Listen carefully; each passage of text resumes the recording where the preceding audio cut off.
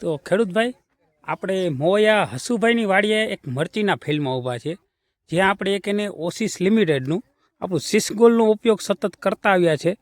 એ ડ્રીપની અંદર ઉપયોગ કરે છે. તો ઘણા ખેડૂત મિત્રોને પ્રશ્ન હોય છે કે સિસગોલ ડ્રીપમાં દઈ શકાય કે નહીં. તો હસુભાઈ એક સારી રીતે ડ્રીપમાં આપે છે અને તમે એની મરચી જોઈ શકો છો.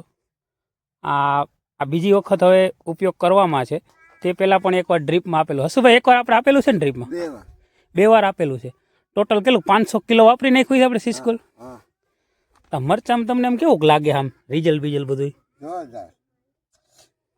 આ તમે જોઈ શકો છો કે હાલ બધા મરચીના એક પ્લોટ પતી ગયા છે, પણ હાલ તમે આ એક પ્લોટ જોઈ શકો છો. સિસગોલ દ્વારા ટ્રીટેડ કરેલો છે, એકદમ સારો ઊભો છે. આપણે મરચાં પણ માર્કેટમાં વેચેલા છે અગાઉ, અને હવે પકાવા ઉપર આવી ગયા છે.